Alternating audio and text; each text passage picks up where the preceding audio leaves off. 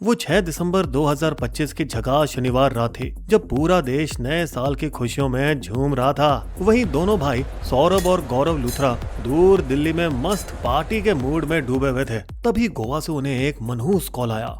हाँ बोल। क्या?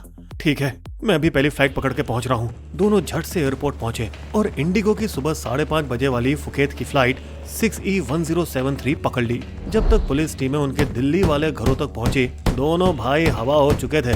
सुबह तक टीवी चैनल, अखबार और ऑनलाइन पोर्टल सब जगह इस गोवा के अपोरा में स्थित club Birch by Romeo Lane में लगी भीषण आग में 25 लोगों की जान चले जाने की खबर पहुंच चुकी थी। एक पल के लिए लगा कि ये भी उन अमीर भारतीय भगोड़ों की लिस्ट में शामिल हो जाएंगे जो विदेश में ऐश करते हुए कानून से बच निकलते हैं। पर ऐसा कुछ हुआ नहीं, क्योंकि इन कमबख्तों ने एक गलती कर दी थी। होटल के कमरे से डिनर के लिए बाहर निकलने का फैसला, जिसने पूरी कहानी की दिशा ही बदल दी। दोस्तों, हम फुकेत की उस रात पर फिर लौटेंगे और देखेंगे कैसे उसी रात ने उनका बेड़ा गर्क किया था। लेकिन उससे पहले समझते हैं कि कैसे दो दिल्ली के इंजीनियरों ने 10 साल से भी कम समय में भारत का सबसे चमकदार नाइट लाइफ साम्राज्य खड़ा कर दिया। तो दोस्तों, सौरभ और गौरव लूथरा का बचपन किंग्सवे कैंप और आउटराम लेन के आसपास बीता, जो कि दिल्ली यूनिवर्सिटी के नॉर्थ कैंपस के बिल्कुल पास में है। बड़े भाई सौरभ बीटेक गोल्ड मेडलिस्ट थे, जिन्होंने कॉर्पोरेट बिजनेस डेवलपमेंट से करियर की शुरुआत की और फिर सीधा धंधे की दुनिया में छलांग लगा दी। गौरव भी इंजीनियर थे, लेकिन उनका फोकस शुरू से ही फाइनेंस संभालने, फ्रेंचाइजी कॉन्ट्रैक्ट मैनेज करने और पूरा बैकएंड कंट्रोल अपने हाथ में रखने पर था। तो साल 2016 में दोनों भाइयों ने नॉर्थ दिल्ली के हडसन लेन में अपना पहला कैफे बार मामास बॉय लॉन्च किया, जो अपनी बजट फ्रेंडली डिशेस और कॉलेज क्राउड वाली वाइब के कारण तुरंत हिट हो गया। उनकी शुरुआती कमाई ने उनके मॉडल को सही साबित कर दिया और फिर तेजी से उनका साम्राज्य बढ़ा। ड्रामेबाज लॉन्च हुआ और उसके बाद रोमियो लेन, जो उनका फ्लैगशिप ब्रांड बन गया। और अब 2016 से 2024 के बीच उन्होंने रेस्टो बार, रूफटॉप लाउंज, नाइट क्लब और बुटीक होटल 20 से ज्यादा शहरों में खोल दिए, जिनमें दुबई भी शामिल था। और जैसे जैसे ब्रांड बढ़ा, सौरभ उसका चेहरा बनकर उभरे। फोर्ब इंडिया में फीचर हुए और कई 40 अंडर 40 लिस्ट में उनका नाम आया, साथ ही हॉस्पिटैलिटी अवार्ड सर्किट में भी। वहीं गौरव पर्दे के पीछे रहकर GS food studio private limited के तहत फाइनेंशियल कंट्रोल मजबूत करते रहे और आउटलेट्स की उन्होंने पूरी कमान संभाल ली।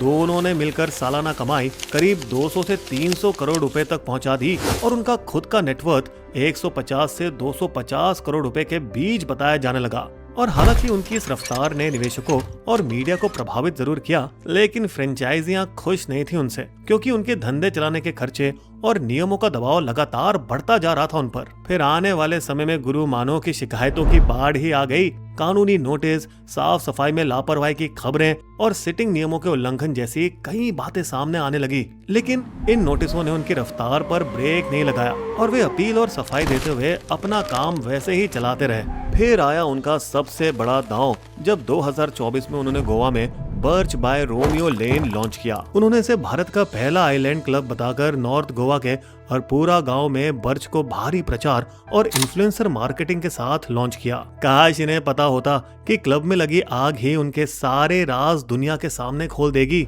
लेकिन दोस्तों, इससे पहले हम इस पर से पर्दा उठाएं, आप कृपया करके बिस्बो को लाइक, शेयर और सब्सक्राइब करना तो बिल्कुल मत भूलिएगा। तो 6 दिसंबर 2025 की आधी रात को डांस फ्लोर के पास लगाए गए इंडोर पटाखों ने अचानक बर्च बाय रोमियो लेन के अंदर आग भड़का दी। अंदर की सजावट और साउंड प्रूफिंग फोम ने आग को ऐसा भड़का दिया कि मानो कुछ ही मिनटों में घने धुएं ने पूरे क्लब को निगल लिया हो।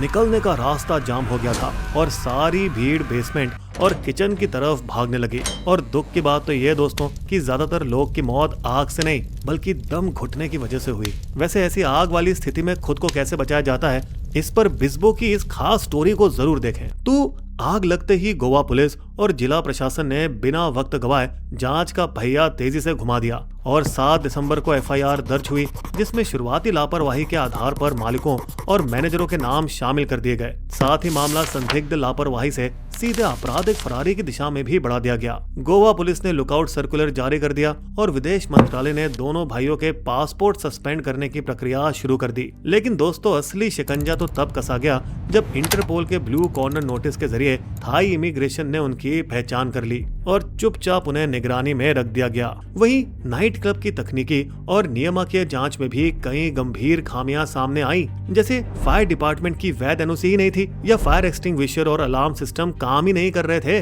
डेक और ग्राउंड फ्लोर दोनों ही एक पतले रास्ते पर निर्भर थे, कोई अलग इमरजेंसी एग्जिट भी नहीं था। ये भी पता चला कि क्लब का ट्रेंड लाइसेंस तो मार्च 2024 में ही एक्सपायर हो चुका था और उसे फिर रिन्यू भी नहीं किया गया। और दोस्तों, यहीं से कहानी का डरावना मोड़ आता है।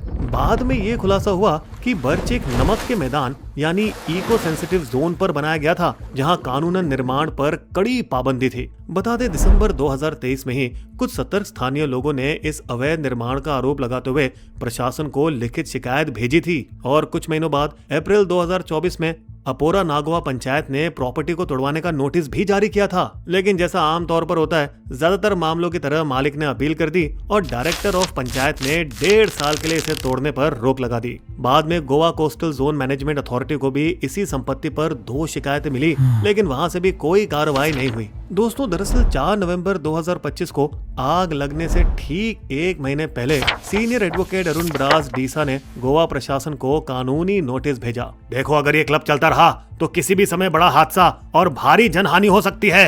लेकिन इस चेतावनी को भी नजरअंदाज कर दिया गया। अब जैसे जैसे सबूत बढ़ते गए, भारत और थाईलैंड की एजेंसियां लूथरा भाइयों के करीब पहुंचने लगी। इस तरफ ये दोनों भाई इन सारी बातों से बेखबर थे और बैंकॉक की रौनक का मजा लेने के लिए इन दोनों ने बाहर निकलने का फैसला किया। लेकिन 9 दिसंबर को जब वे अपने होटल से डिनर के लिए बाहर निकले, तभी पहले से तैयार खड़े थाई अधिकारियों ने उनके अब अमान्य हो चुके यात्रा दस्तावेजों की जांच के लिए उन्हें रोक लिया और चेकिंग के बाद दोनों भाइयों को हिरासत में लेकर इमिग्रेशन अधिकारियों को सौंप दिया गया और उन्हें भारत वापस भेजने की प्रक्रिया शुरू कर दी गई। वहीं भारत में क्लब के चीफ जनरल मैनेजर, बार मैनेजर, गेट मैनेजर और ऑपरेशन स्टाफ को तुरंत गिरफ्तार कर लिया गया। पुलिस को तो ये भी पता चला कि उनके एक और पार्टनर अजय गुप्ता ही रोमियो लेन क्लब को चलाने में सबसे सक्रिय भूमिका निभा रहे थे और घटना की रात वो गोवा में ही थे और कुछ घंटों बाद डाबोलिम एयरपोर्ट से जल्दबाजी में वे दिल्ली रवाना हो गए। मगर पुलिस ने उन्हें भी ढूंढ निकाला, उनके एक करीबी दोस्त के लाजपत नगर के आईबीएस अस्पताल से, जहां वो नकली मरीज बन के छुपे हुए थे।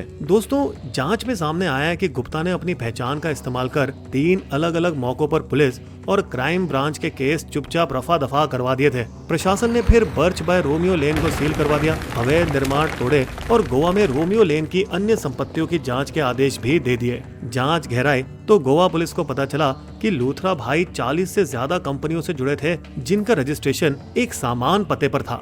इनमें से कई कंपनियां बंद या शेल जैसी दिखी, जिनमें बेनामी लेन देन और मनी लॉन्ड्रिंग की जांच शुरू हो गई। दोस्तों, जहां एक तरफ भाइयों के सार्वजनिक बयान दुख और सहयोग की बात कर रहे थे, वहीं दूसरी तरफ शुरुआती फरारी और बचाव के दस्तावेजी सबूत बिल्कुल अलग ही कहानी कह रहे थे। बता दें, इस वक्त ये दोनों गोवा में आग मामले में सलाखों के पीछे हैं और साथ ही अपने कारोबार से जुड़े कथित फर्जी दस्तावेज और लाइसेंस के मामले में धोखाधड़ी और जालसाजी के अलग केस का सामना कर रहे हैं। कुल मिलाकर बर्च की इस घटना ने गोवा के होटल सेक्टर पर सख्त नजर डालने को मजबूर कर दिया है। साथ ही बता दें, वेगेटर के गोया क्लब और कैफे CO2 जैसे चर्चित स्थान भी सील कर दिए गए हैं। दोस्तों, इस घटना ने इस बात से भी पर्दा उठाया कि अनियंत्रित पार्टी टूरिज्म, कमजोर जांच पड़ताल और जमीन उपयोग के उल्लंघन कैसे चुपचाप गोवा की पर्यावरणीय सुरक्षा और आम जनता की जान दोनों खतरे में डाल रही है। वैसे आपके क्या विचार हैं? कमेंट करके हमें जरूर जरूर जरूर बताइएगा।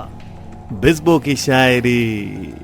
भागी जूलियट रोमियो लेन से जब वहां लगी भयंकर आग, लूथरा भाइयों की हो गई रातों की नींद खराब। सौरभ और गौरव को फेरा है रफू चक्करी विचार, धड़ पकड़ लाई पुलिस ने कर फिर कानूनी वार। बिस्बो कहता हो खत्म ये मदिरों का संसार, बिगड़ रहा नौजवान कोई अब लगाए बंदिशों के द्वार। हमारे वीडियो कंटेंट के सोर्सेस आपको डिस्क्रिप्शन में मिल जाएंगे।